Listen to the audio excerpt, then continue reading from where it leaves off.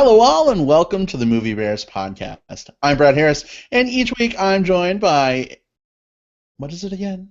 I can never remember. I invented. Well, I mean, I used the term, and then Paul Alderete kind of like coined it for us. What is it? Hairy, huggable, handsome homos. Almost. Mm-hmm. Yeah, hirsute, Hirsute. hunky. You can throw a bunch of things in there. There's a bunch of H's for us. I think I've used several different H's through the course of that phrasing, so we should make it like a Movie Bears podcast, like Mad Lib.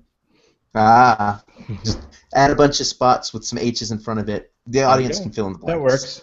Totally magodally. I just made that term up too. Hope you like it, because it's my new catchphrase. I don't know that one's going to fly as well as handsome, hairy, huggable homos, but Maybe not. Maybe not. But with me, as usual, of course, you've already heard from them, the delectable Jim Pugliafico. Hi, and welcome to the podcast, everyone. And the delicious Will Lindis. Oh, I'm delicious now. Thanks, Brad. And welcome back to the show, everyone. You are welcome. Everything is delicious now because I have made a drink in my Thundercats glass. It is Svedka mango, pineapple, vodka, and orange juice. Mm-hmm. Awesome. Will, what are you drinking this week? I am drinking water because I've been dieting hard this month. I saw awesome. that. You're dieting and walking and... That's great. Yeah. It's not exciting. I don't have like some crazy artisanal like craft beer that's like only grown in this one little farm out in the outskirts of this crazy mountain town. Like I'm not drinking that tonight. I'm drinking water from the tap. You mean you're not drinking a Portlandia skit? No. There's no hipster beer tonight. Awesome. Well, glad that you are getting out there and doing that. That's great. Any special like motivation for you? It's funny because I know you started around the same time you saw Wild. I actually started around the same time I saw Wild too, back late November, early December. I'd just been doing the thing where I didn't want to start doing the whole like I'm gonna start exercising on Facebook a lot and then like immediately drop out of it. So I got myself a rhythm going first. And like, okay, now I've been keeping with it for a few weeks. Now I can start Nice. advertising. Like, hey, I'm running, I'm doing this, whatever. Yeah. That's awesome. That's great. Yeah, we've been trying to keep up with it. We went to Michigan, and of course we're back, and now we're taking our bear group on a hike. So that's going to be fun, don't you think, Jim? That's so exciting. Yeah, I'm looking forward to it. Hopefully we get a few guys to show up and have a group out there on the trail. That'll be fun for a couple hours. We'll take a picture of a bunch of big hairy guys out hiking and send it to Cheryl Strayed. Oh, perfect.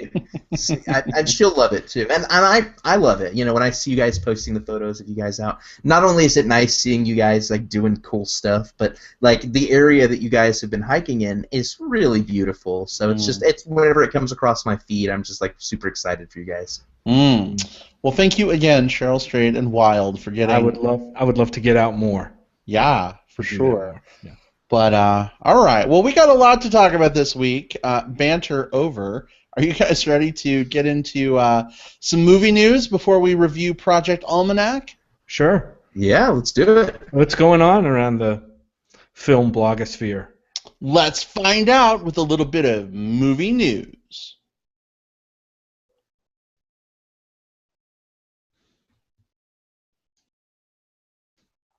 Nice. For those of you who are not watching our live broadcast on the YouTubes, Will, why don't you do that again? I'm going to focus the camera on you. Focus camera. Here I come, and action. Nice. That is awesome. Very cool. I've got a little, for those that are just listening to the audio, I have a little keychain that's a little, like a little film clapboard, and it sits right by my desk, reminding me of one of my absolute favorite things. Movies. Oh, I thought it was zebras because it's black and white. No. Zebras Referees. suck. Zebras are my least favorite animal. I've only been bitten in the wild by one wild animal, and it was a zebra. Wow. No shit. Wow, that might be a story someday. That's maybe a story for another time. But Yeah. I don't have any, Save dog that bit one. me, cat bit me. It was a damn zebra. Save that one. We'll circle back around to that someday. Bitten by a zebra. How does that happen? Yeah, maybe when we review, We Bought a Zoo 2 or whatever. Or like Madagascar, motherfucking 4. Oh, there we go. Yeah. Yeah. Just All in time right. for Madagascar 27 or whatever we're on. Well, Will, why don't you kick us off? What do you got this week from movie news? Yeah, mine's some pretty light news. It's something that's caught my interest, maybe not in the best way possible, but the last week or so, there's been a pretty heavy push in terms of trailers and advertising for the sequel to Ted, aptly titled Ted 2. For those that may not remember, Ted is a film by Seth MacFarlane of Family Guy fame, and it's the story of this talking bear that comes to life and befriends a young Mark Wahlberg, and the two grow up together, and it becomes kind of like a weird, like the first one was sort of like a buddy comedy, a stoner comedy, that sort of thing. That considering the credentials and considering how the first film could have been, ended up being one of my absolute favorite films of 2012. I thought it was way funnier than it had any right to be. But now we have Ted 2 coming out, the premise being that now Ted and his girlfriend want to have a baby, but for them to qualify to be a parent, they have to prove in a court of law that Ted's an actual person with the soul. Trailers look funny enough. I just don't know if I'm excited about going back to the Ted well. I kind of liked this as a thing that happened, that we got to experience. It was great for where it was. I don't know that I need to see another Ted movie. So there's been 2 trailers out, or at least 2 that I've seen. The major theatrical trailer has been circulating, and then there was one that played as part of the Super Bowl, like a Super Bowl promo as well. I don't know if you guys had a chance to watch that. Yeah, I did. We did. Is that the one with Mark Wahlberg with semen all over him? No. That is it's the one where they're sneaking in to get Tom Brady. Brady. I think it's Tom Brady. And I'm not a football fan, so it was like it was a football guy, but trying to get a semen sample. And he's apparently what we know about Tom Brady is that he has a magnificent glowing dick. Like that's something we learned from the Super Bowl trailer. His junk glows. Yeah, it's apparently it's apparently good stuff. But yeah, that's. I don't know if I'm super excited about this. I feel like we've already done Ted. I don't know. The first movie was kind of one joke stretched out over 90 minutes, and it worked. Somehow it worked. I don't know if they can stretch it out over another 90 minutes. I don't know. What do you guys think? Wait a second. Are you saying the first movie was a Seth MacFarlaneism? The first movie was a Seth MacFarlaneism. I mean, isn't that like what every Seth MacFarlane thing is? I mean, don't get me wrong. I really love Family Guy, like the first few seasons. Oh my god, seasons. And seasons. But the longer it went on, the more like it relied on those jokes just going way too long and way too far. And Million Ways to Die in the West, perfect example of that. Really did not like that movie this year. Yeah. I did like the first Ted movie. Part of that was because we saw Mark Wahlberg filming it when we were in Boston a few years ago.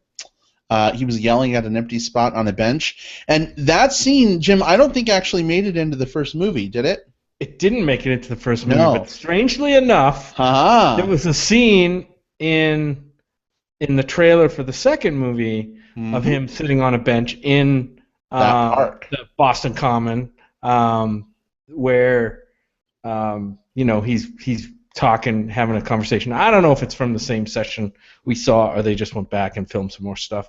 But maybe we'll see the movie. We'll be able to tell more about it. We'll see Jim in the background walking onto the set, people yelling at him, "Get off the set!" Yeah, I don't remember. That's the day Jim rushes home and immediately updates his IMDb page. Yeah, exactly. Put me on the map. I had a walk-on role in Ted 2. Jim, are you excited? Me and a whole bunch of seamen. That was, huh? Oh, God. Oh, yeah, I'm Are you excited to see that. Are you excited? I mean, I was mildly amused by Ted. It was a pretty funny concept. I did enjoy it. I especially enjoyed the whole Boston thing, because that's kind of where I grew up and went to college and all that stuff. So that kind of added a dimension to the movie that made me like it more. And And this one, I don't know. It looks like pretty much more of the same kind of thing. And I did notice though how much jizz was in this movie. Like A lot it was of jizz. crazy. It was crazy how much. Like I was wondering how far they were going to go just in the trailer. Like, I guess they show it on the floor, and I mean they didn't show the aftermath of Mark Wahlberg crashing into basically a whole wall of semen samples, but you can imagine what that's going to look like in the final cut of the movie. I think I saw that on Tumblr. Maybe. I'm about to say, it's like you watch this trailer and you're wondering, like, did I leave X-Tube open? No, this is a major theatrical release. Yeah. And it's okay. They're going to push the line a little bit, and that's fine. But yeah, I'm mildly excited again to see Ted 2. Or I guess we can't call it T2, right? Because that was taken. Yeah, Right. T2 was taken. Yeah. Okay. Well, we'll stick to Ted 2. Yeah, but yeah, it was. Brad, I don't know if you were working, so I don't know if you had a chance to see. The Super Bowl spot was slightly different. It kind of focused on a whole scene where Ted and Wahlberg's character sneak into the bedroom of Tom Brady to collect a semen sample because he is, they want a very virile, popular, good-looking, stock, I guess, for his baby. And, of course, Tom Brady wakes up while they're sneaking into the room, and hilarity ensues. But it could be interesting. I'm sure it has a lot of interesting cameos in it, besides Brady. So, yeah, it could be fun. Awesome. We just got a live comment from Graham Bilby who says, totally just wandered into this. Is this live? Guess that's your answer, Graham. Yes, it is. Welcome to the show. Glad to have you. Mm-hmm. Welcome. Is it Grant or what is it? Graham Bilby. Like Graham. Graham. Okay, cool. Yes, we are live. And we're glad to have you with us, Graham. All mistakes and goofs will be edited out later. It will be like they never happened. Right. So, well, we'll see what happens with Ted 2. When is it releasing? Is it this year? Let's see. Yeah, it is. It's year. over the summer, June, June something. I don't have the date here in front of me. Okay. But yeah, June 26th, actually. Okay. 26th, yeah. So, I'm Right sure on the we'll be corner. reviewing it. yeah. Jim, what do you have this week? Well, we announced on last week's show that us guys from Movie Bears Podcast were fortunate enough to be going to this little film festival in Austin called South by Southwest Film, which is coming up, pretty quick. It's actually coming up in early to mid-March, so we're looking forward to that for sure. And we've kind of been watching the website pretty much every other day or whatever for the announcement of the film lineup that's, of the films that are going to be appearing in the festival. And today, it just happens that they announced the lineup. And I think probably why the timing is now is they probably waited for Sundance to end. Right. And then, maybe they had a few more slots to fill or whatever, and they've announced. So pretty much all of the feature-length films, except for the midnight screenings, right? Well, have been announced. All of the feature-length films. Yeah, they haven't released the Midnighters, and there was one other smaller category they hadn't released either. I think it was the shorts. Yeah. Yeah. And so we've got, I haven't really haven't had a chance. I mean, because it just came out this afternoon. But I haven't really had a chance to go through all the movies yet. I kind of glanced through them, and there's some definite standouts in here. One of the big ones we should mention right off the bat is one of our friends of the Movie Bears podcast and a previous guest on the show, who's a director of several films that you guys may know about. Malcolm Ingram, his new film, which is called Out to Win, gets its world premiere at South by Southwest, which is really exciting. We were there a couple of years ago and saw his premiere for Continental, which was awesome, and it was great so to be good. part of that. Oh, yes. I know from Facebook and Twitter and stuff that Malcolm is super excited as we are to see this new film, which is about we haven't seen the film yet, but it's generally about the struggles of athletes in I think in professional, and I'm not sure, maybe college sports, and kind of the fight for acceptance in that whole arena, and which is still going on. I mean, you see some players have recently come out, but it's been an issue, and this is going to be. I can't wait to see what kind of angles this film takes and who he gets to have in the movie. I've seen him mention out gay athletes like Martina Navratilova. So I think we're going to see some awesome interviews and get some awesome backstories from these people about what their experiences were being gay and being professional athletes. So yeah, we'll definitely be there for that one. There are a lot of other movies. I was surprised at a couple of kind of mainstream movies that were announced as part of the lineup. We have Paul, is it Feig or Feig? Paul Feig. Paul Feig's new Melissa McCarthy movie called Spy is actually going to be there. Paul Feig's directing Melissa McCarthy? I know, right? A big surprise. Wow. Who would have thought that ever? Who'd have thunk it? I know. We also have after having reviewed the Wedding Ringer last week, we now have the newest Kevin Hart movie with Will Ferrell called Get Hard is also in the lineup. Also, a movie from Judd Apatow, another comedy called Trainwreck, is going to be part of that lineup. And so these are some of the bigger ones that are going to be part of this festival. And typically at these festivals, you don't see these kind of big studio releases, in the mix. Usually, you get movies that are before they've been picked up by studios or whatever. So I can't say I'm too excited about some of those films, but there are some titles, and looking through here that I've never heard of, and just reading some of the synopses gets me a little excited. We saw, Brad, do you remember we saw a trailer for a movie called Ex Machina? Yes, or Ex Machina. Ex Machina, or whatever you want to call it, from A24. We just saw that trailer, I think, last night in front of Project Almanac. Right. It looks like, kind of this brainy sci-fi, artificial intelligence, kind of like Her with more of a sci-fi edge to it. Movie that looks like it could be interesting. There's another movie, looks like a drama or dramedy maybe, called Hello, My Name is Doris, starring Sally Field of all people, which I'm super excited to see her back on the screen. Just a lot of cool stuff. Will or Brad, have you had a chance to look through any of these? Anything popping out at you? The Sally Field movie definitely kind of has me excited. Out to Win, absolutely. Loved being at the premiere of Continental, and I'm so jazzed. I almost said jizzed thinking about. Oh, yeah. That's I don't know if that's the right reaction. I don't know. Or maybe it is. Maybe it's the perfect reaction. Well, Malcolm Ingram is pretty cute. You were thinking about Mark Wahlberg.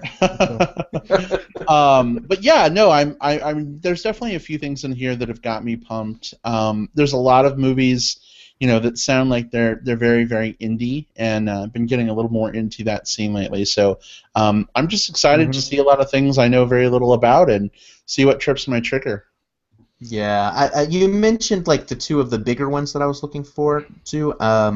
One of them is Ex Machina, not only because I enjoy kind of that like overly cerebral sci-fi stuff, but I also like the cast. It has both Oscar Isaacs and Domhnall Gleeson in it. Two guys who I think are both extremely talented, and I've enjoyed them in some of their more recent outings. And then the other one you mentioned, Trainwreck, had my attention, primarily because it reminds me of, first of all, the cast looks interesting. It's got Bill Hader, and it's got Brie Larson, and it's got Amy Schumer, and it's got Tilda Swinton. I'm hearing a lot of things in there that I enjoy. But also I enjoyed so much the experience of watching Neighbors in a theater filled with like 1,200 people that were seeing it for the first time, and it was just such a boost to that movie. Like, it'll be nice to kind of experience that again with this type of what's probably a very raucous comedy. Aside from that, I enjoy like the little foreign films and the little indie features. I'll probably be getting as many of those in as I can in the narrative competition category. And finally, I'm super looking forward to. I love horror films. I love like twisted cinema. I love just stuff that's extremely messed up. And so I'm looking forward to next week when we get to hear what the headliners are, because that's the one thing I'm kind of crossing my fingers like, please give me some good Midnighters. Please give me some good Midnighters. Yeah. I mean, I guess I kind of look to these festivals to kind of uncover something that kind of like a diamond in the rough kind of thing where it's maybe not getting a lot of buzz yet, but it's like, oh my God, this movie is crazy good, and it starts to kind of get in on the ground floor of a groundswell of buzz. Right. Last year, Chef was one of those for me. Even though it was kind of a big movie because Favreau was in it and it was studio backed and so forth. Yep, that's right, Will, right there. But it's also the little ones. I mean, especially the documentaries, and we mentioned Out to Win. Malcolm's movie falls in there. But there's this movie called Raiders that looks interesting, and I'm just going to read the synopsis here, and maybe you guys remember hearing a little bit about this, but anyway, it's a documentary, and it says, in 1982, two 11-year-olds in Mississippi set out to remake Raiders of the Lost Ark. And then after 7 turbulent years, they finished every scene except one. And then 30 years later, they attempt to finally finish their fan film and realize their childhood dream. And that sounds like a movie to me that could be a lot of fun to watch. So that's the kind of movie I look for. I'm super pumped about getting out there for South by, and what can I say? We'll just keep watching the news, and as the weeks go on, I'm sure we'll be kind of setting our lists up of our must-sees and wanna-sees, and maybe we'll see. Oh my gosh, yes. Time to because I'm a nerd. Time to bust out the spreadsheet and start listing these out. You know what I want to see, and I don't know if they're doing it this year, is I want to see the motherfucking Iron Throne from Game of Thrones. I don't know if they're doing the Game of Thrones experience thing again, but yeah, be interesting to see they do that. I'm sure there's a place somewhere on the website where you can see what other things are going on besides the film screenings. Well, there's a Game of Thrones immersive panel thing I was reading about, but it doesn't sound like what you guys went to last year in terms of the. Yeah, that was a big exhibition, basically. Right. Yeah. By HBO. So they could bring it back, or I don't know. Maybe something different. Maybe I've missed my chance, but I'm sure there'll be something else equally as cool. There'll be plenty of stuff. Yeah. Like, you look at the list of exhibitors, and I don't see HBO on it, but then that just may mean that they're not in the main exhibition hall, and maybe they're doing something. They were certainly popular last year. It really was. So if they don't do that, they need to do something else as interesting, because it was a nice little. There was a stretch where we had a little gap in between films, and you could just kind of kill some time doing that instead of just standing in the next line or doing whatever. It was something else you could do, and it's maybe this year it will be based on looking, and it will be like a bathhouse steam room interactive experience. Yeah. They'll turn the exhibition hall into a bathhouse, and then just hand out towels and send you to a locker area. You take your clothes off. Yeah, crazy. Yeah, I mean that's a possibility. They might just direct them to the actual bathhouse here in town, and then just let people go there instead. And then Jonathan Groff shows up, and he's like, "I don't know, guys. Am I a bottom or a top? I don't know." Oh, I know. I'm so indecisive and anxious. I don't know what to do. Bottoms and Tops, an interactive experience hosted by South by Southwest. And then he breaks into Reindeers Are Better Than People. And it gets weird. And what you're saying, that's where it gets weird? That was your line? That was the line. That was the line. That was the line. Yeah, that was the line. Yeah.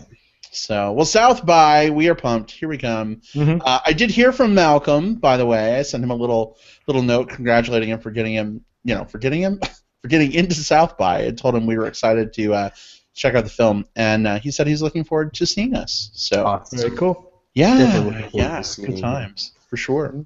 Well, moving on, I'll give you a little clue as to my movie news this week. Are you ready? It's an interactive clue. Mm. You ready? Mm-hmm. Let me put on my Google glasses. That have been discontinued? Yes. Yeah, that lasted. For the full interactive experience. Go. All right, here's a little clue. What could it be? Banana. Banana. Shh.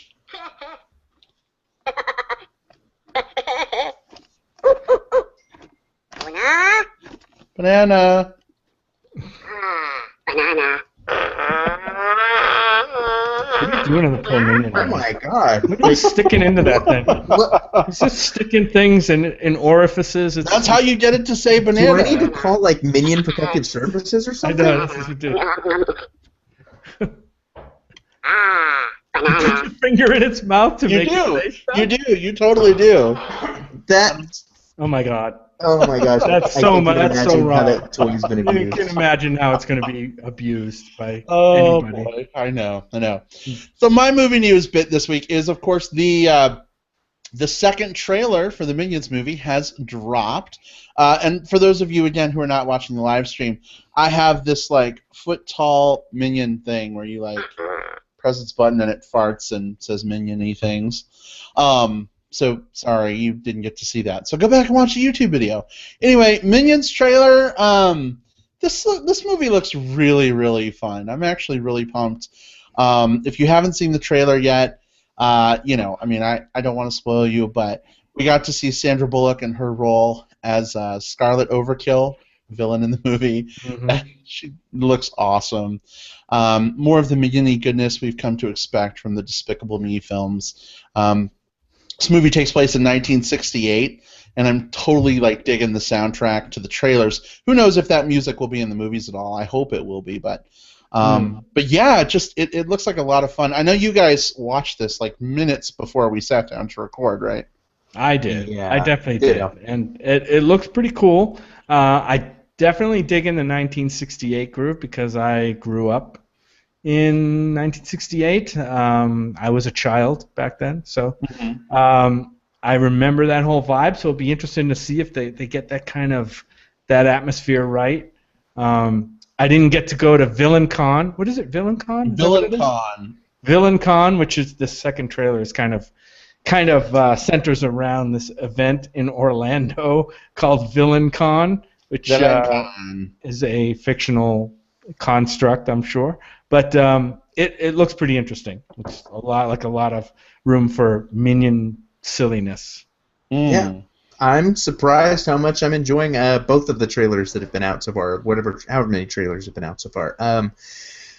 I enjoyed the Despicable Me movies. When I heard the announcement of them making the Minions spin-off, I shook my head, thought, God, of course, like we take like the kind of the little weird sidekick characters and we try to build a flimsy plot around them. Like that's of course the way they do these sequels. Of course it's gonna suck. And now I'm watching the trailers and it feels like they've got a story. It feels like they've got some personality and they've got some life. Like they've got something that they can work with here. So I'm surprised that I'm excited about the Minions movie. But hey, I am. Can't wait. I think it's going to be fun. Trying to keep my expectations in check. I have to say, like, the Minions are my favorite part of the first two movies, and I know expectation management. Is that why you're laughing, Jim? No, I think it's adorable how excited you are over this movie in a genre that you're usually not this excited about. Like this kind of silly slapsticky comedy stuff is not really typically in your wheelhouse. So it's interesting to see you this excited about the Minions. And I'm not exactly sure what it is about the Minions that kind of breaks that boundary for you. But you're there, and that's cool. I think it's awesome to see. I don't know what it is either. Typically, I hate slapstick comedy. Like I just really do. But they're a lot of fun. I know. And fart jokes. I hate fart jokes. But oh my God, guys! Oh my God! What? Graham, who goes by Bibsy. Oh yes. You know Bibsy. Yep. Yes, Yeah. yes. We know He we're gonna says see. Minion Flesh Jack is so wrong. Well, see? And he's Wow. 100% correct. I think he might be onto something, even though it is all wrong. And there's a market for it, is what you're saying. Like, we need to get on this really quick and market it to the people of the world, like Brad, who would enjoy a No, I would not Minion enjoy a Flesh Minion Jack. Put Flesh. your banana in me. Bottom. Bottom, bottom, bottom.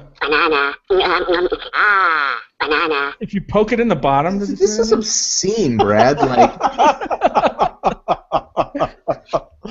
Oh my goodness. oh my gosh. Oh my He only goodness. plugged the Minions because he wanted to play with that on Google. That was the whole thing. No, I actually was going to do Star Trek 3 as my movie news, and then I saw the trailer on Facebook like 5 minutes before the show, and I'm like, oh my god! So it Okay. was a happy coincidence. All right. So Save Star Trek 3 because that sounds interesting to me too. indeed, Yep. indeed. So. Plenty of future shows for future news segments. Yeah. And speaking of the future, are you guys ready to talk about time travel? Let's jump. Oh, how do you like that little segue? That was expertly done, right, and not pre-planned at all. No, there is not a script sitting right in front of you that says those exact same words. There actually really isn't. No. That's true. All right. Well, this should be an interesting movie to discuss. Why don't we just get right to it? Here we go. Our discussion of MTV films is Project Almanac.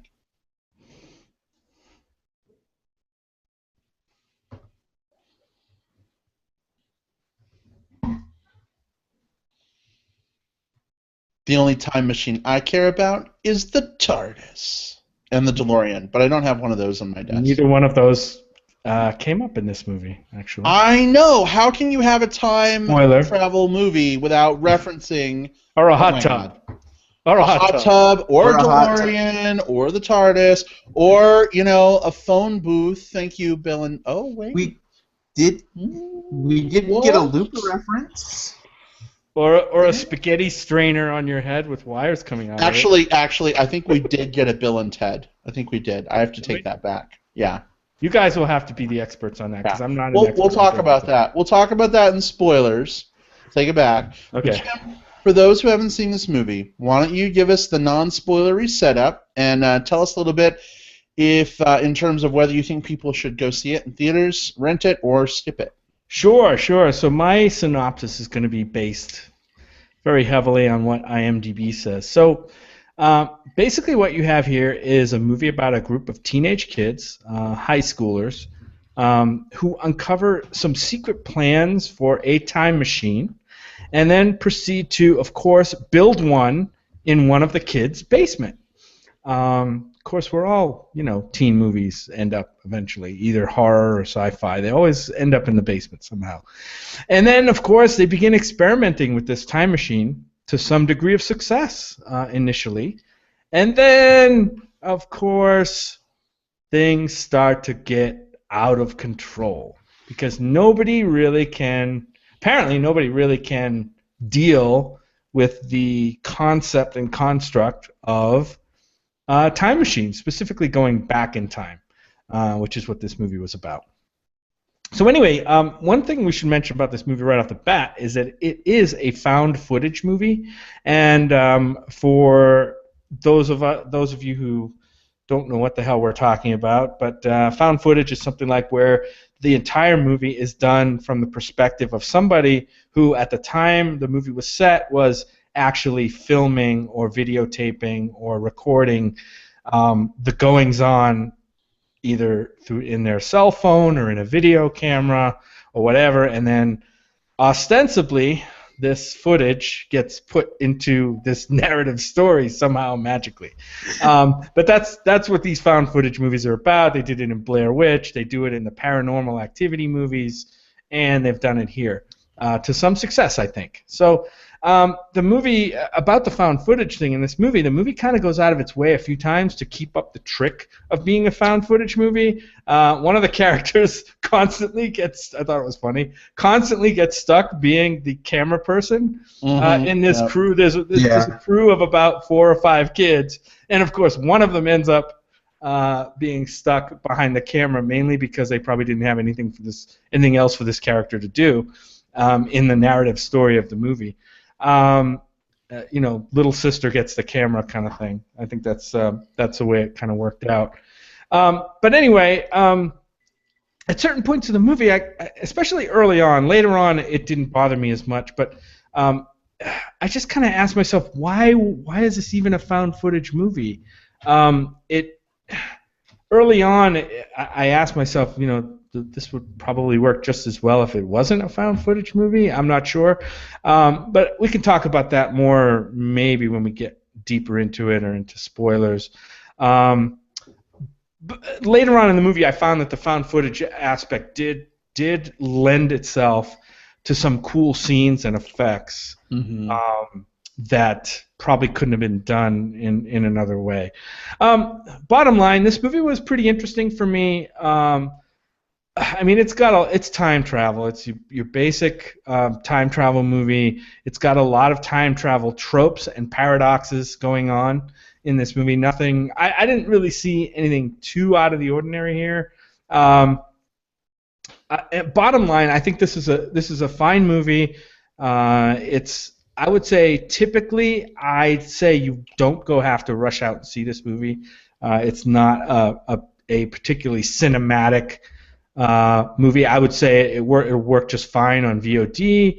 If you want to, Redbox this one, grab some snacks, plop your ass on the couch. I think this is a fine one to watch at home. Nothing really stands out here, but it is solidly constructed and it looks fine. One thing that kind of bothered me, the movie was very frenetic, very, I don't know how to put it. It was almost like hyperactive ADD, to the point where one of the characters could barely talk fast enough in some of the scenes. The main character, I don't remember exactly what his name was. Maybe somebody can amplify on that later. I would say, yeah, it's kind of a middle of the road film for me. Good enough for some entertainment, but you don't have to run out to see it. So you're saying that this movie, made by MTV Films, is not a super great rush out and see it film, Jim? No, I don't. I mean, I think for January, well, I guess February is, which is when we saw it, beginning of February. I think it's a fine piece of entertainment. I just don't think you're going to see anything new or groundbreaking or particularly moving here. Typical teen angst time travel movie. Yeah. Yeah, I mean, I guess I would echo that. I enjoyed it overall, but there really wasn't anything new, and I don't know that it was going for that. I mean, have we really had like a young person perspective time travel movie in a while? You mean since Back to the Future? Well, I mean, just we have Hot Tub Time Machine, but that's all men over 40. Yeah. Like, have we had like a teenager like Bill and Ted, for instance? Yeah, no, because we've had like twin Looper and Primer. We've had ones that have been more focusing on like what it's like to be like a like a young adult, like a college age, or like a 30-something, just kind of trying to deal with the repetition of life as parable through time travel. But you're right, we don't see this in kids as much. Right, and those movies focus on more kind of the esoteric aspects of time travel and its effects on the people. This one was kind of more direct, I guess, in its approach to the time travel and its immediate effect on the goings-on with those kids, and what the time travel was causing in their lives and in other people's lives. And for me, I found it interesting seeing how like modern teenagers would react to having the ability to time travel. What would they choose to do with their time machine? Where would they go? What would they want to experience? So some of those things I found kind of interesting. Some of them I found really kind of cringeworthy as well. I think that by and large the performances in this film were pretty god-awful. The only performance that I kind of liked was the girl that he was like kind of into, Sophia Black to Elia. I kind of liked her performance a bit. Johnny Weston, he plays David Raskin, the main character. He was okay. But I mean, like the sister, who's behind the camera 90% of the movie. Ugh. The friends, I found them so annoying. I wanted to like jump into that movie and grab them by the throat and just like bash their head into train tracks as a train. So violent, Brad. I know. That's what happened when I drink, Jim. Brad, hug your minion. Stick your finger in his mouth. It'll be okay. I'll hug my minion. Penetrate your minion. Oh my god. Oh, and then we're back. Oh my god. We're back to Minion Flesh Jacks. You took it there again. Yeah, we just traveled back in time 15 minutes. I know, and I want to say something. So I have to say this now while I'm thinking about it. So we see this movie, right? And we get done seeing this movie, and we walk into the lobby, and we're headed to the car. And Jim looks up at the marquee, and he's like, 2 Days, One Night is playing. I've really wanted to see that. And I'm like, fuck, I don't have to work the next day. Do we just want to go see another movie right after?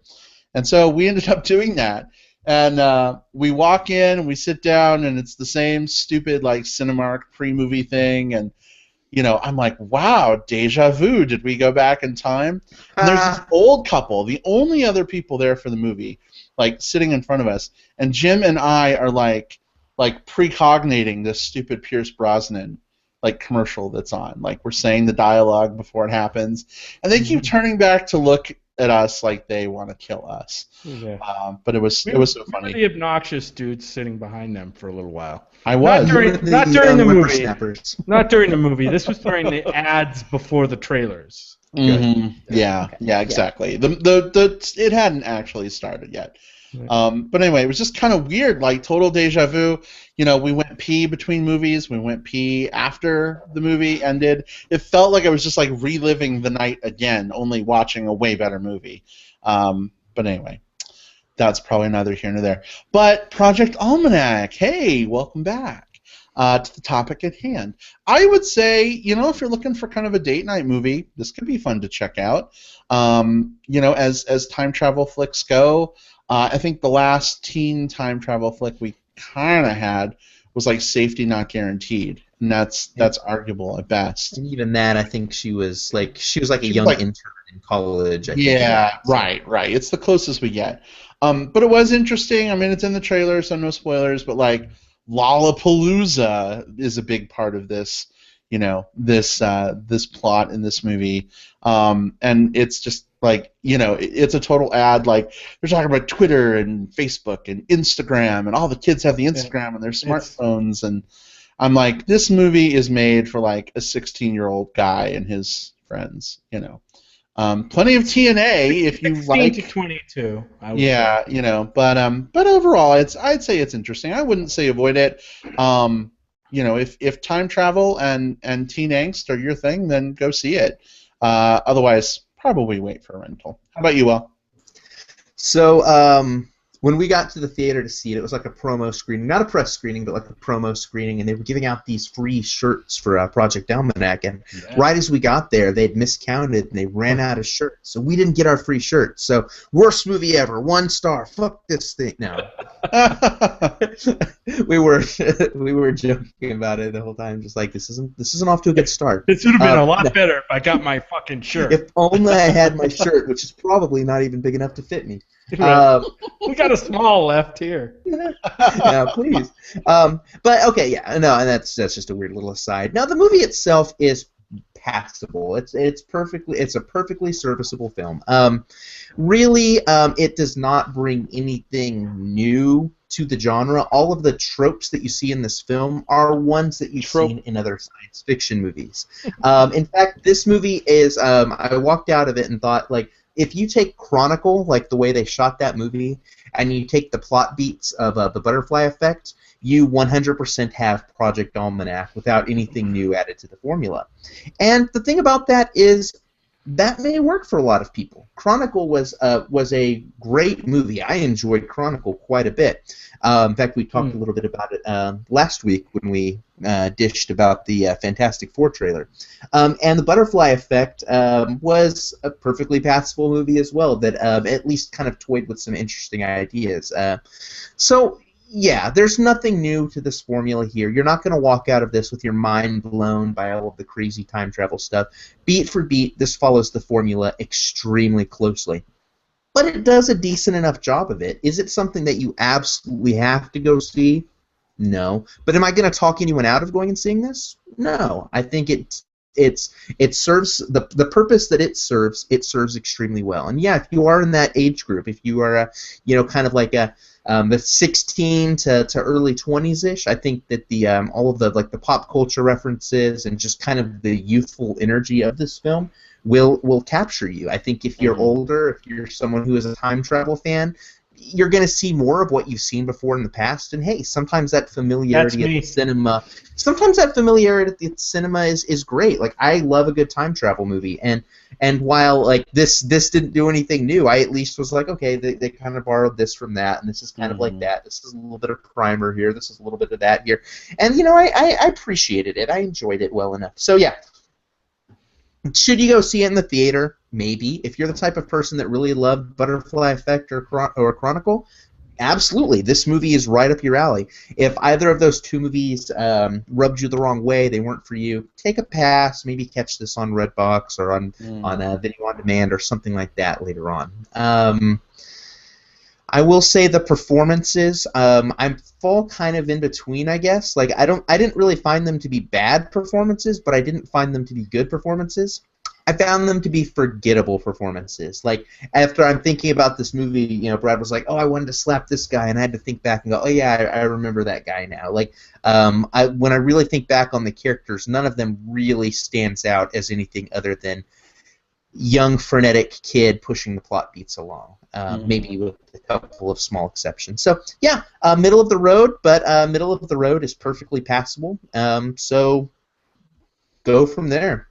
Yeah, I mean, I thought the main character did a pretty good job. The actor, I mean, did a good job with the character. The problem is the character as written, I think, was a little bit grating on people. I mean, he's a super genius right off the bat. That's strike one against you, right? Who likes a guy who's like super MIT smart and knows it and goes around everybody like, "Oh, you're going to MIT. Oh, we worship you." It was a little bit grating, I think, and it's hard to get to like a character where you start off with kind of an unlikable premise. And I'm trying to think. I just went back while you're talking about Chronicle, Will, and looking at Chronicle versus this movie and Rotten Tomatoes. There is a 50-point difference in Chronicle between Chronicle and this movie. Chronicle's at 85 and this is at 35. Ooh. So yeah, and I'm trying to think, like, these movies are quite similar in tone and premise. So I'm just trying to figure out what could be the big difference. And Chronicle was kind of a groundbreaking movie, I think, when it comes to this stuff. Familiarity is one, right? Like, if you rated Chronicle super high... Was Chronicle found footage? Chronicle was found footage, yes. It was. And I think one of the big differences, and I don't want to spoil whatever the name of this movie was, Project Almanac. I don't want to spoil Project Almanac. But Chronicle. You forgot about it while we were reviewing it. That's no. They're going to make a movie about me called Still Brad, where I'm a young, hairy guy, chub with premature Alzheimer's disease. No, so I think the big difference is that with Chronicle, you had a lot of conflict between the characters. You know what I'm saying? Like, you had one of the dudes that got superpowers, and he went off the fucking deep end, and his group of friends had to try and like deal with what was going on. And for me, I know, Jim, you're making like eyes, but for me, in terms of Chronicle, that made it really engaging. Whereas here, some of the plot beats that happen, there's not a lot of like intergroup conflict throughout the movie. They're just sort of there filling the friend role. You know what I'm saying? I'll co-sign that. Like Chronicle, really, Yeah. you set the tone in Chronicle where you've got these different people who all react to a specific thing in their ways that are based on their personalities and their developed characters, and it leads to this conflict that escalates. And while some of it is a little bit writing on the wall, you can it's all based on the characterizations. Here, I felt like there wasn't as much like interpersonal conflict. The conflict here was person versus himself more than person versus the other members of his group. Right. And while that can be really compelling, again, it falls into a lot of familiar beats. I feel like at the point where we really start to see the conflict in this, where the guy is starting to kind of pick up. I'm trying to avoid spoilers, but where the guy starts really dealing with the consequences of time type thing. You can kind of look at that exact moment and say, okay, the next 45 minutes of this movie are going to play out exactly like this, and you would be 100% correct. Whereas with Chronicle, there were a lot of places that could go, and it didn't necessarily. It wasn't super predictable. It kind of kept you on the edge of your seat the whole way. So that was a big difference for me. Yeah. Well, this reminded me also a little bit about a movie from last year's South by that we saw. I forget the name of it, but you probably will remember, because I remember it's one that you really liked and I was very lukewarm on. The dude with the time machine. Yeah, and I don't recall the name of it right now either. Yeah. It was like the middle of day 3, but it was like a guy with a time machine who just kind of kept going back and trying to fix things. Right. Wasn't it called the guy with the time machine? No, it wasn't. It was called The Guy with the Time Machine. I think it was Australian or something, or New Zealand. It wasn't Australian or something like I will. Yeah, you don't have to find it now. But I'm trying to think of anything else to say about this movie before we move into spoilers, but kind of coming up blank here. I have one other thing to add, and this is actually a note from who we're considering our honorary 4th co-host of the night, Bibsy. So Bibsy says, Project Almanac is a tired found footage bunch of bollocks. But again goes out of its way to be found footage, and I think loses its way to continue the trope. It's just okay. Forgettable. See it on a plane if there's nothing better on and you don't need a nap. And I don't 100% disagree there. Honestly, like I think it's passable. But when we look at the films of 2015, like this is going to be one of those ones when we're doing our best of and worst of films. We are not going to remember this film at all. This is going to be on none of our best or worst lists. Middle to the bottom. Back and say, I'm going to look back on my Letterboxd, which is the program I use to track all of my films, and at some point this year I'm going to go, oh, yeah, I watched that. And that's not necessarily like the sign of a fantastic movie. I remember that. Yeah, I remember watching that. You know, it is very one with the time machine in the basement. Yeah. Well, hey, I like the way Bisbee put it at the end there. At least he didn't say. He said that if see it on a plane. If you don't need a nap. He could have said, see it on a plane if you do need a nap. That would be even worse. Fair point. Fair point. Well, are you guys ready to dig into a brief spoiler section for this movie? I would say Sure. Yeah. All right. Sure. Well, here we go. We're going to move on officially into spoilers. If you have not yet seen the Butter Chronicle effect, or wait, what? No, Project Almanac. Then now is your time, if you don't want to be spoiled, to scoot away for a little while and then come back for our plugs at the end. So spoilers are fair game. I just want to come back. Oh, Project Almafly? Nice. Project Almafly, yeah. Project Almafly. You know what? I think we probably should have named this film. It probably would have gotten more buzz. You know, and interestingly enough about this film, and I don't recall the original name of it, this film played in festivals before it got the Project Almanac name, and so I've heard... It's Welcome to Yesterday. Yes, Welcome to Yesterday. That's right, that's right. So I think that was a line in the film, actually. And I've talked to a few people in different film groups that I'm in, and they're like, "Yeah, I watched this. I don't remember the name of it. I don't remember much about it, but I watched this movie already. Wow!" So that's just kind of a little interesting plot detail about it. Like, it did the festival circuit, didn't make much of a splash, and then here it is under a different name. So one thing I did want to just circle back to, initially I was like, really, a Bill and Ted reference would have killed you? But there was a Bill and Ted reference. They're watching the laptop at lunch one day or something, I think. And we see the phone booth like in, and Bill and Ted pop out for like half a second. Oh, I missed You remember that? Did you miss missed that? that. Will, I did must you have notice missed that? I must have missed that too. Oh, okay. Yeah, it was just brief. Like you saw them watching the laptop, and then they close it and start talking about whatever teenagers. So not really a smart way to incorporate it. Just kind no, of no. clunky. Yeah. We'll throw it on a screen in the background. Right, right. Yeah, exactly. You know what I mean? But yeah, I do like this notion of like, well, so they find the camera, right? They find this old camera of their dad's that's been sitting in this box for 10 years, and magically the battery has a charge and is able to turn on right away. Yeah, that was an eye raiser right there. I'm like, really? Turn the camera on. Oh, it still works. Not only that, it's still fully charged, and you can watch the movie right on. Right. I'm like, okay, that makes no sense whatsoever. But I did like this notion of like watching this movie and then the main character seeing himself like in the mirror, and it like kicking off this whole journey, right? I thought that was really, really cool, very intriguing. I liked the setup. I just think the execution, kind of wasn't the greatest. I was kind of on board till they got to Lollapalooza, and then they had the whole like, what would you do with before the end of the world wall, and that's where it went a little too like MTV CW for me. Little Twilighty.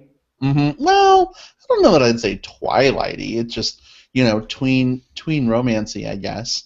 It was convenient, the romance in this film. It was super convenient. It was the whole plot toward the end was driven around his obsession with this chick that that he met, and I don't know. It was. Yeah.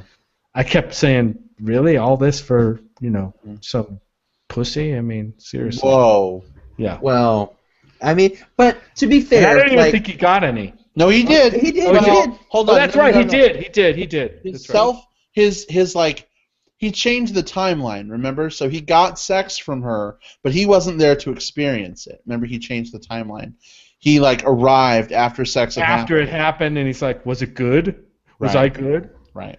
Which is all the guys think about. But he got some after that, because then she's like, she takes off her shirt and comes over there. So I think there's some implied sexy times that happen during that one. Yeah. You know what? If I've already taken a shower afterward, it's done.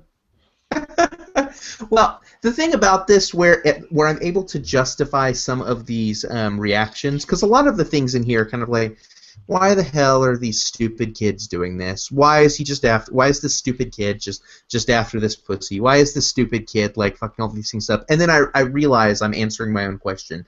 Like, these are a bunch of like teenagers, and remember what it's like to be a teenager. It's hard to sometimes, but it's a time where emotions run high and you make a lot of reckless decisions because you're thinking with either you're thinking either with your heart or you're thinking with your dick.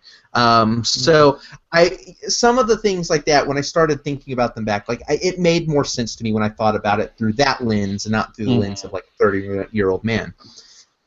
Yeah, absolutely. I mean, what do you guys think about sticking the sister behind the camera? That was kind of crappy.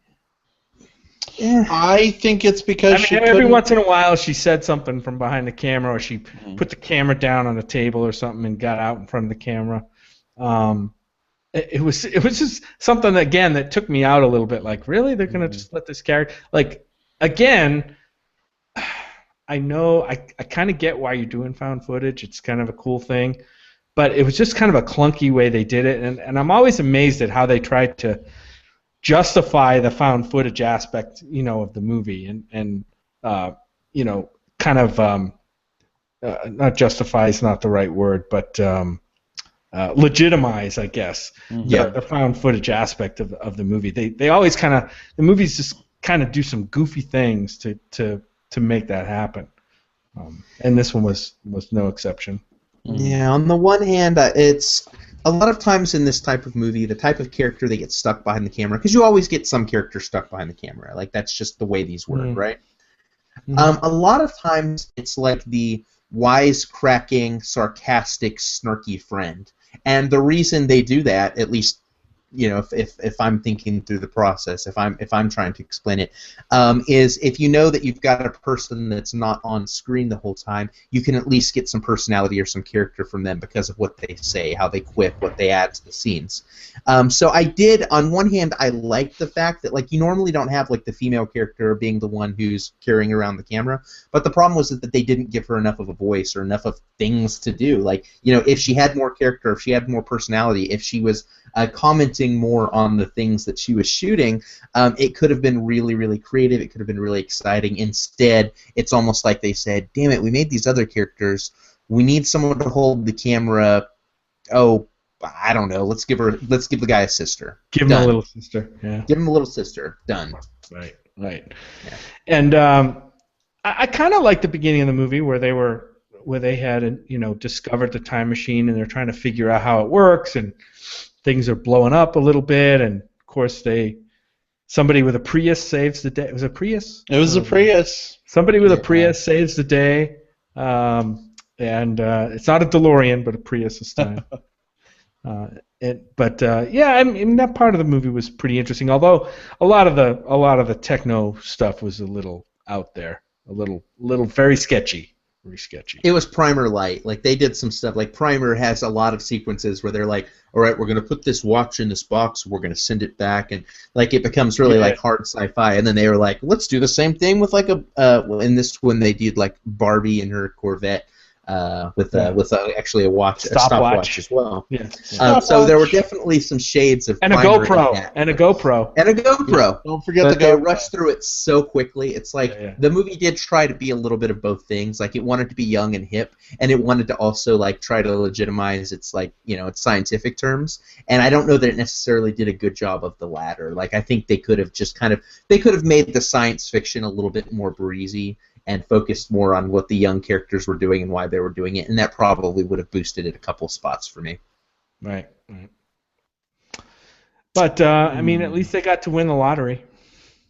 Yeah, and so I'm really confused by a lot of the time travel stuff that they did, and I think that there's easy things they could have avoided. I think the amount of thought that went into the paradoxes in this movie is just very nil. So, like, at one point, right, they go back, they go back in time to help the stupid friend that I want to bash his head in on the train tracks, like, pass his chemistry class or whatever, right? So they get to the class, they get the original, friend to go off and not go to class so that back in time friend can go in and ace it, right? And they have to do this like 6 or 7 times before finally he's able to ace it and pass the class or whatever. But if they keep going back, why don't they keep running into themselves over and over and over again? Like, they're all going to this door of the classroom to wait. They should have, like, ran into their group. You know what I mean? Like, just it's such an easy, like, time travel movie. Themselves. What's that? Several copies of themselves, actually. Right? Exactly, right. There should have been, like, 6 versions of that group all hanging out around there, blinking, disappearing. That's more budget, Brad. MTV can't afford that. Yeah. I mean, and you can also fix that. I mean, that's a script issue, right? Like, you can fix that very easily. If you're going to go the breezy route with science fiction, and I think you totally can. I think this film is totally the right one to do that. You still need to at least acknowledge the stuff that people could pick apart, even if it's something as simple as, like, yeah, the more we look at this, there's some sort of, like, time thing that keeps us from encountering past versions of ourselves. I think it's because of this. Whatever. Like, whatever. Someone throws in a quick little line about that exact same thing. I don't have to think too hard about it. This is not the right type of movie to think too hard about it. I'll just take it and go with it. But when you don't answer it, I'm right there with you, Brad. I thought the same thing. Just like, okay, where are the other copies? Mm-hmm. Yeah, right. I think that's an inherent problem with these time travel movies, is you can't really find the right balance. You're either over explaining everything and confusing the audience and bogging the story down with minute details of what happens when you do alter time, or you glaze it over like in this movie they did a lot, and people pick it apart. They say, well, if that happened, then there would have been this, and this. it's because it's a fictional construct. It doesn't happen. It doesn't exist. There's no real basis in it. And so it's always going to be picked apart, or it's going to be overanalyzed, and to the point where it becomes, you can't do I believe that you just can't do a flawless or near flawless time travel movie, especially when you start getting into when your plot revolves around the complexities and difficulties of time travel.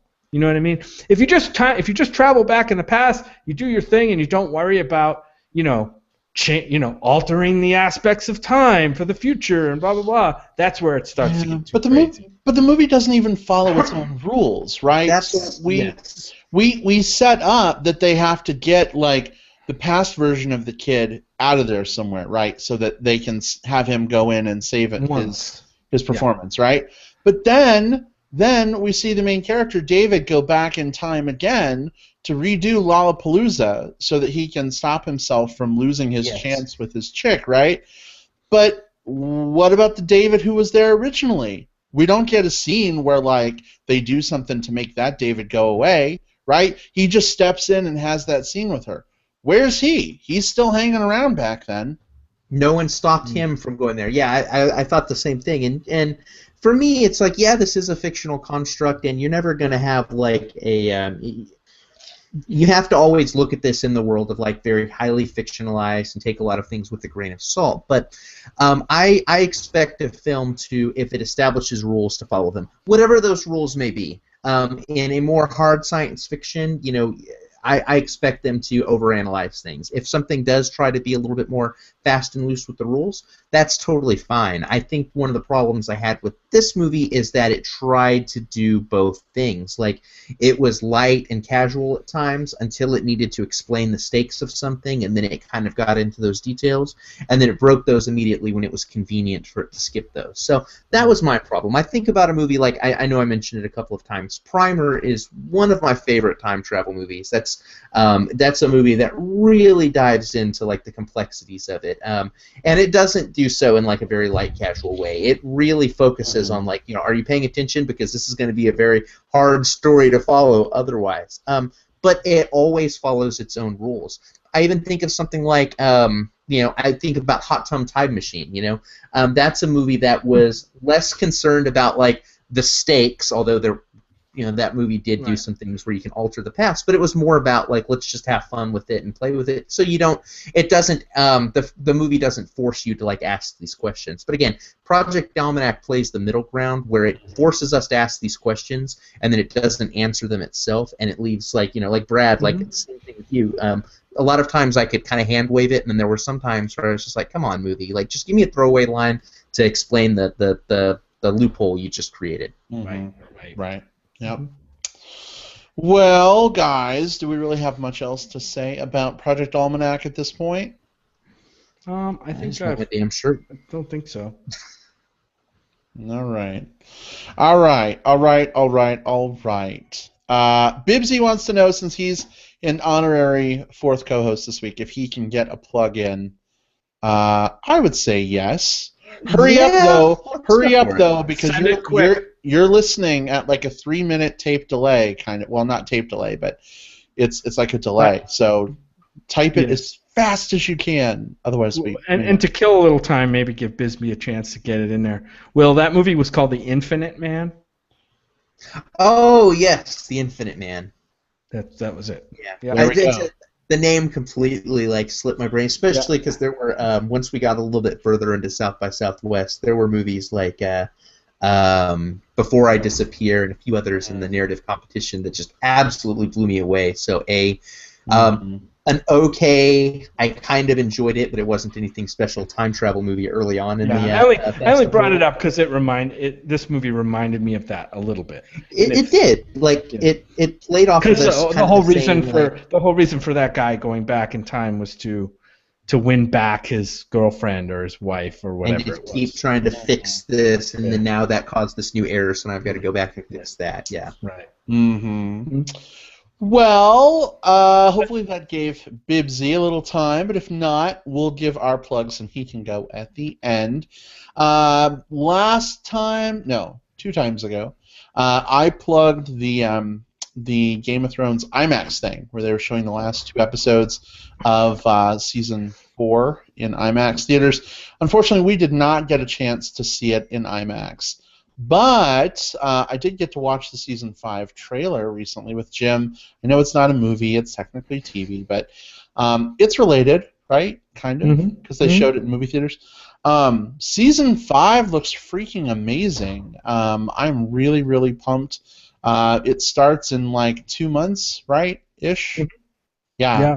Yeah, something So like it's Yeah, really excited. it's coming up quick. It seems like just yesterday I was like, oh dear God, how am I gonna wait a year?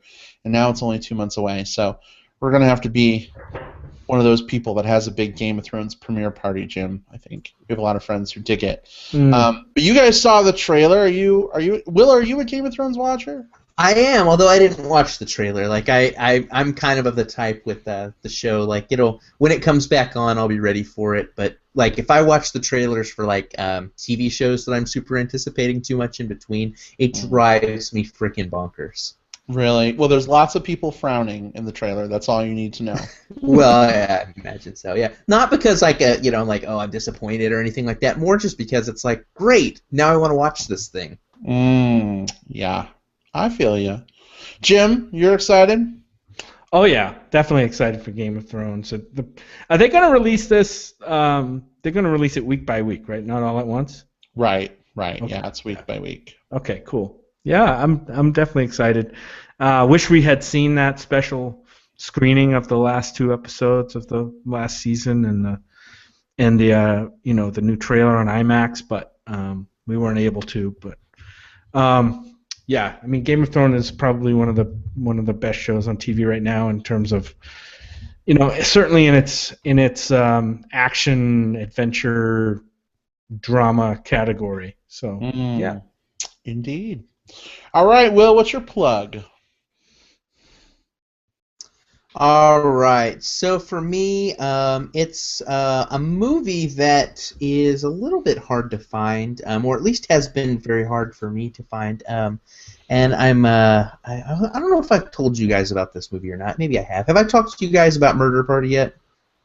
No, but it's the first movie from Jamie Saulnier.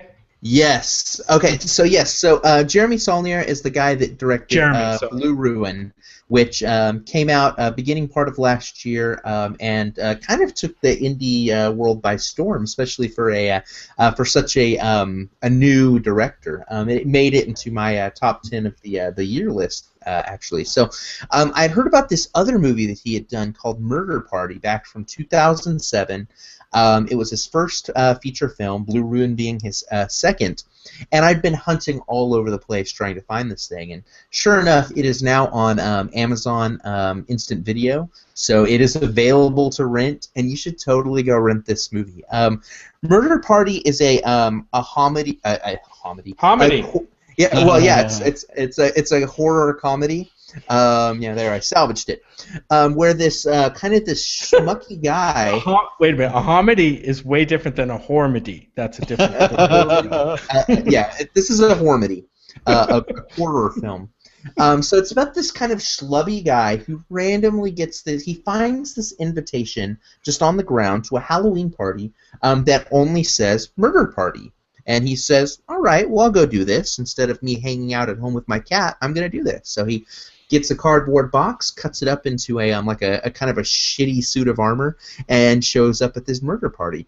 Only to find out that it's an actual murder party, and there's this group of, pretentious art student hipster types who have decided to invite a random person to murder him for the sake of art. And both mayhem and comedy ensues from there. It is a film that was done on an absolute shoestring budget. This film, I believe the buzz is that he actually shot it at basically at zero cost. Things that he had, friends that he friends showed up for it. Like, this was not a film that had much in the way of costs, and it does show a little bit, but at the same time, it is a film that is remarkably funny, and if you like kind of like bloodbath type films that just kind of get out of control and kind of and hilarity ensues, this is a good one. I would say check out Murder Party, especially if you enjoyed Blue Ruin and want to see something else by this director. Yeah, I definitely liked Blue Ruin. And Will, where can we see it? It's on Amazon Instant Video. So this is you can rent it for, I think it's like $2.99 or $3.99 or something like that. Ah, okay, definitely. I'll add it to the list. I've been doing that with some success. Trying to go back and catch movies. I went back and caught, and this is not my plug, but I went back and caught an Adam Sandler, Don Cheadle movie called Reign Over Me. I don't know if either of you have seen that, where Adam Sandler actually plays, kind of breaks out of his typecast and actually plays a serious character who's he's a depressed character who suffered a family tragedy, and he's like totally detached, and Don Cheadle tries to befriend him and bring him back to reality. It sounded like a good concept to me. The movie didn't quite work as well as I was hoping, but yeah, sometimes it's hit or miss when I go back on those movies. But yeah. Monster Party sounds definitely like it's up your alley, Will. We'll see if it'll work for me. I did like Blue Ruin. So, yeah.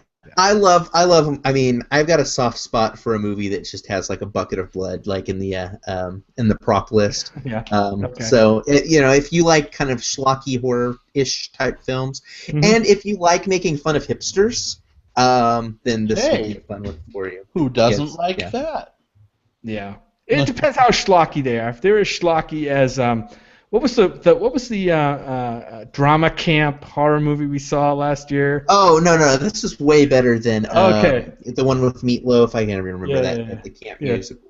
Yeah. Anyway, my plug is totally different from that. It's another movie we saw. It's the second movie we saw last night after Project Almanac. It's you may have heard of this one. It's called 2 Days, 1 Night.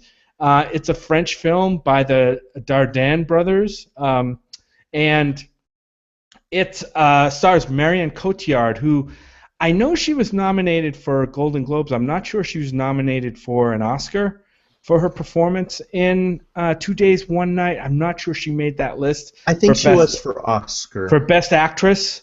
Yeah, I think she was for Oscar. Yeah, and that's probably the reason I wanted to see this movie. This is it's a foreign film. It's French. I would say it's definitely a drama.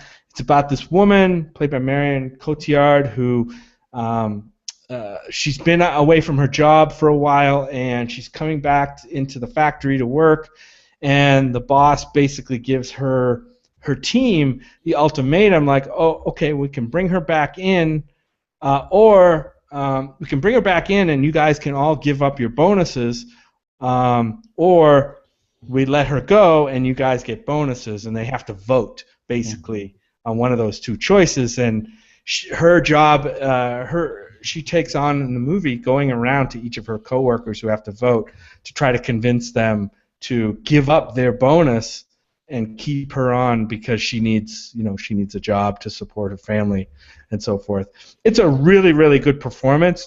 I think it's a great performance. The movie itself was pretty good. A little bit, maybe just a little bit repetitive for me and deliberate, but and dry. But it's definitely of a style where the scenes have plenty of time to breathe, and you definitely get a good portrait of this character and the predicament that she's in. It doesn't try to do too much. I think it's worth seeing if you want to see her performance before the Oscars. It's still in theaters right now. It's called 2 Days, 1 Night. I would suggest seeking it out if it sounds like it's up your alley. Yeah, definitely. I thought that that she did a great job in the movie overall. I wouldn't say it's one of my favorite movies ever, but it was good, and I definitely think it's worth checking out. I was trying to figure out who the hell she was, like the whole movie. I'm Where like, you had seen her before. yeah, I'm like, I know I've seen her in something, but she was Talia al Ghul in The Dark Knight Rises. Mm-hmm. Uh-huh. Yep. And Yeah. she was also in The Immigrant, if any of you saw that this last year. I did not see that one. No, I didn't see that. Didn't It see made a that. lot of people's top 10 lists. It and she's another actress who kind of, I think, as much as she got nominated for her performance in 2 Days One Night, I think it was also kind of like a body of work for the year type nomination because she was quite good in The Immigrant as well. Yeah. She. By the way, she is nominated for Best Actress in a Leading Role in this year's Oscars. So, if you're a completist for the Oscars, you definitely want to see her in this movie. Mm, indeed. All right, so we have some pluggage from Bibsy, who he like kind of shotgunned all over the place with pluggage stuff. He says that the novel Superpowers is the story Chronicle should have been, and it looks like that's by David Schwartz, so we should check that out. He also says the novel Hero by Perry Moore has a gay superhero that Stan Lee apparently has the film rights for, and nothing has become of it.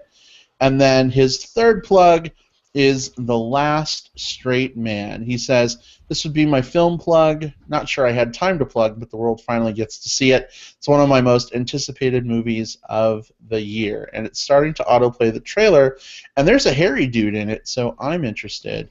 Yeah, probably should check that out. Looks like it's about a gay dude that may get to live his fantasy of sleeping with his straight best friend. So, who hasn't been there? I don't know. I just went back and looked, and that book Superpowers came out in mid 2008. I don't remember when Chronicle came out, but I think it was definitely after that. 2008. Was like 11 maybe? 2011? Yeah, 2010, 2011, something like that. Something like Yeah, that. so it may have been loosely based on the book. I'm not sure. Yeah. I don't know. But yeah, so great show tonight. We enjoyed having you along with us, Bibsy, as our unofficial fourth co-host of the night. That was great fun. As usual, Jim will love the hell out of doing this with you guys. Glad to have you. Some important things to note.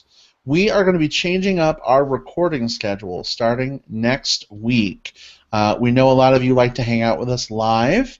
Instead of recording Tuesday nights at 6 p.m. Pacific time, we're recording now Monday nights at 7:30 p.m. Pacific time. Did I do that math right?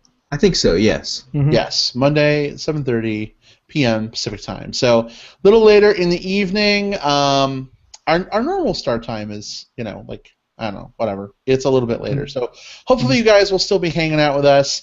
But yeah, so we'll be recording Monday nights, and then the show should go up sometime Wednesday during the day, as opposed to like Thursday or Friday. For those who are on iTunes, Stitcher, etc., etc. So keep an eye out for us Monday. Have a good one all. We'll see you next week. Take care. Bye. Goodbye. Bye-bye. Bye-bye.